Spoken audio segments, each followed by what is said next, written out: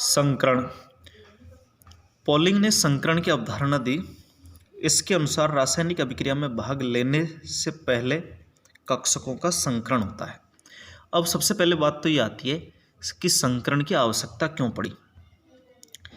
देखिएगा, हम जानते हैं कि एक सहसंयोजक बंध का निर्माण परमाणुवीय कक्षकों के अतिव्यापन से होता है। चूंकि परमाणुवीय कक्षक की आकृति और ऊर्जा अलग अलग होती है, तो जब कक्षकों की ऊर्जा और आकृति अलग अलग होगी तो उनसे निर्मित बंध भी अलग अलग प्रकार के होंगे। जैसे CH4 है, CH4 में 4 बंध होते हैं, चारों की प्रकृति अलग अलग होनी चाहिए क्योंकि चारों अलग अलग प्रकार की कक्षकों के अतिव्यापन से बने, जबकि ऐसा नहीं होता।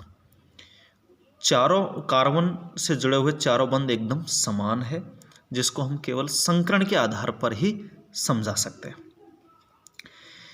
संकरण में क्या होता है कि वे कक्षक जिनकी ऊर्जा लगभग समान है और आकृति अलग अलग है, आपस में अतिव्यापन करने से पहले मिश्रित होकर के समान ऊर्जा व समान आकृति की नई कक्षकों का निर्माण करते हैं, जिन्हें हम संकृत कक्षक कहते हैं, और इस अवधारणा को संकरण कहते हैं।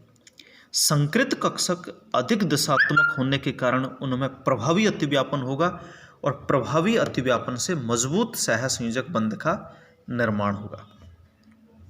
हालांकि संकरण के लिए कुछ ऊर्जा की आवश्यकता होती है, लेकिन संकरण के पश्चात जो संकृत कक्षक बंध बनाती है वो ज़्यादा मजबूत बंध बनाती है, जिससे ज़्यादा मात्रा में ऊर्जा निकलती है और उसके कारण संकरण की प्रक्रिया चलती रहती है। नेक्स्ट है यहाँ पर संकरण के प्रकार।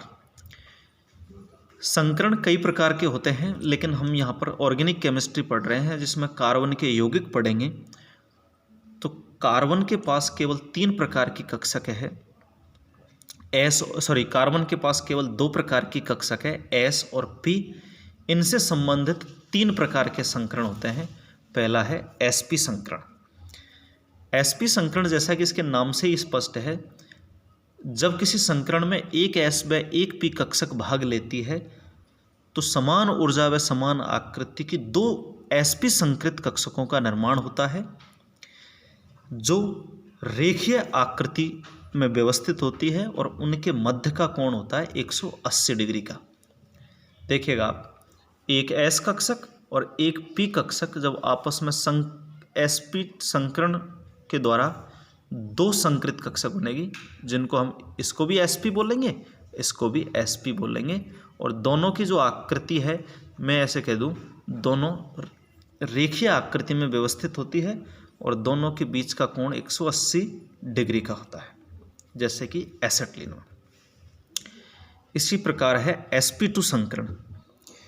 जब किसी संकरण में एक S व 2 P कक्षक भाग लेती है तो आपस में मिलकर समान ऊर्जा व समान आकृति की 3 sp2 संकृत कक्षक बनते हैं, और ये जो तीनों कक्षक है समतल त्रिकोणीय आकृति में व्यवस्थित होती है और इन कक्षकों के मध्य में 120 डिग्री का कोण होता है। तो ऐसी स्थिति में कार्बन के पास एक pz कक्षक और बचती है जो पाई बंधन में काम आती है। देखिएगा आप, एक S और 2 P कक्षक, अब ये Px Py हो सकती है, Py Pz हो सकती है, Px Pz हो सकती है। एक S 2 P, कुल 3 कक्षक होगी। 3 कक्षक आपस में मिलकर के 3 संकृत कक्षक बनाएगी, 1 2 और 3। ये तीनों कक्षक समतल त्रिकोणीय आकार में व्यवस्थित होती है और इनके बीच का जो कोण है वो होता है 120 डिग्री का। तो ऐसे अणु जिनमें sp2 संकरण होगा, उनकी आकृति एक समतल त्रिकोणीय होगी और उनके बीच का कोण 120 डिग्री का होगा, जैसे कि एथिलीन में। नेक्स्ट है sp3 संकरण। जब एक S व 3 P कक्षक मिलकर के समान ऊर्जा व समान आकृति के 3 sp3 संकृत कक्षक बनाते हैं तो उसे हम sp3 संकरण कहते हैं। इनकी आकृति चतुष्फलकीय होती है और 2 कक्षकों के बीच का कोण 109 डिग्री 28 मिनट का होता है, जैसे कि CH4 में।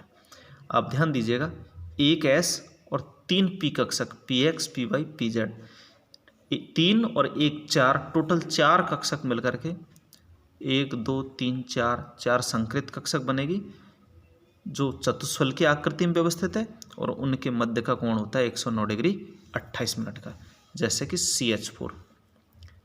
कार्बन के 4 कक्षक 1 2 3 4, चारों कक्षकों से एक एक हाइड्रोजन जुड़ जाएगा तो CH4 का निर्माण यहाँ पर हो जाता है। नेक्स्ट है बंध लंबाई अथवा बंध दूरी, बॉन्ड लेंथ और बॉन्ड डिस्टेंस। यदि बंध लंबाई को परिभाषित करें तो हम कह सकते हैं कि दो बंधित परमाणुओं के नाभिकों के बीच की दूरी को बंध दूरी अथवा बंध लंबाई कहते हैं। और पॉलिंग के अनुसार एक सहसंयोजक बंध से बंधित दोनों परमाणुओं के नाभिकों के बीच की दूरी या बंध दूरी दोनों परमाणुओं की सहसंयोजित त्रिज्याओं के योग के बराबर होती है। माना कि कार्बन और क्लोरीन की जो सहसंयोजक त्रिज्या है वो 0.77 और 0.99 एंगस्ट्रॉम होती है। तो यहाँ पर कार्बन कार्बन बंध लंबाई में चूँकि कार्बन की सहसंयोजक त्रिज्या और दूसरे कार्बन की सहसंयोजक त्रिज्या को जोड़ देंगे तो कार्बन कार्बन बंध लंबाई आ जाएगी। तो ये मान आ जाएगा 0.77 प्लस 0.77 बराबर 1.54 एंगस्ट्रॉम। इसी प्रकार CCl बंध की बंध लंबाई निकालेंगे तो कार्बन और क्लोरीन की त्रिज्याओं को जोड़ देंगे तो इसकी बंध दूरी आ जाएगी। कार्बन की बंध सहसंयोजक त्रिज्या 0.77, क्लोरीन की 0.99 एंगस्ट्रॉम, दोनों को जोड़ दिया 1.76 एंगस्ट्रॉम आया। तो ये कार्बन क्लोरीन बंध की लंबाई है। तो इस प्रकार हम कह सकते हैं कि बंध दूरी या बंध लंबाई बंधित परमाणुओं की सहसंयोजित त्रिज्याओं के योग के बराबर होती है। यदि इस डायग्राम के द्वारा देखो आप, A और B दो परमाणु हैं, दोनों आपस में सहसंयोजक बंध के द्वारा जुड़े हुए हैं, तो दोनों के नाभिकों के बीच की दूरी बंध दूरी कहलाती है। D का मतलब डिस्टेंस, और डिस्टेंस किसके बीच में है? A और B के बीच में। तो दोनों नाभिकों के बीच की दूरी बंध दूरी कहलाएगी। या इसका मान कैसे निकाल सकते हो आप? RA plus RB। RA A परमाणु की त्रिज्या है, RB B परमाणु की त्रिज्या है। इसको आप ऐसे भी लिख सकते हो DAB बराबर RA प्लस RB। तो इस तरीके से हम दोनों परमाणुओं की त्रिज्याओं को जोड़ देंगे तो बंध दूरी का मान आ जाएगा। हम जानते हैं कि परमाणु कभी भी स्थिर अवस्था में नहीं रहते, वो हमेशा कंपित अवस्था में रहते हैं, कंपन करते रहते हैं। अब अणु में परमाणु जब कंपन करेंगे तो उसकी जो बंध दूरी या बंध लंबाई का जो मान है वो घटेगा और बढ़ेगा, स्थिर कभी नहीं रहेगा। अतः किसी अणु में बंधित परमाणुओं की जो दूरी है या अणु में बंध लंबाई है उसका एग्जैक्ट मान हम नहीं निकाल सकते। तो उसके लिए क्या करते हैं हम कंपित अणु में जो बदलती हुई बंध दूरियां हैं उनका औसत मान ज्ञात करते हैं। और बंध दूरी का औसत मान ज्ञात करने की कई विधियां हैं, जैसे ठोस के लिए एक्स किरण विवर्तन विधि, गैसीय पदार्थों के लिए इलेक्ट्रॉन विवर्तन विधि, और आजकल कई प्रकार की स्पेक्ट्रोस्कोपिक विधियां भी चल गई है। कुछ बंध है जिनकी औसत लंबाई निम्न प्रकार है, देखिएगा। कार्बन कार्बन बंध लंबाई होती है 1.54 angstrom. Carbon double bond carbon की होती है 1.34 एंगस्ट्रॉम। और कार्बन ट्रिपल बॉन्ड कार्बन की होती है 1.20 एंगस्ट्रॉम। यदि इन मानों का अवलोकन करें, आप तीनों मानों को देखिएगा, इन मानों का अवलोकन करें तो हम देखते हैं कि सिंगल बॉन्ड से ट्रिपल बॉन्ड की तरफ जाते हैं तो बंध दूरी का मान घट गया है।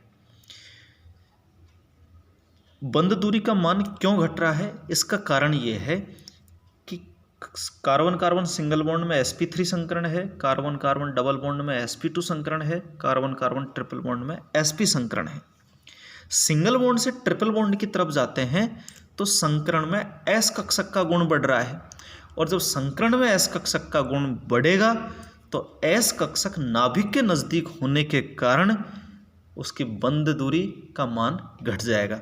चूँकि परमाणु में जो एस कक्षक है वो नाभिक के नज़दीक अधिक होती है, और जब एस कक्षक नाभिक के नज़दीक होगी तो परमाणु की त्रिज्या घटेगी, और परमाणु की त्रिज्या घटेगी तो बंध दूरी का मान भी घट जाएगा। Thank you.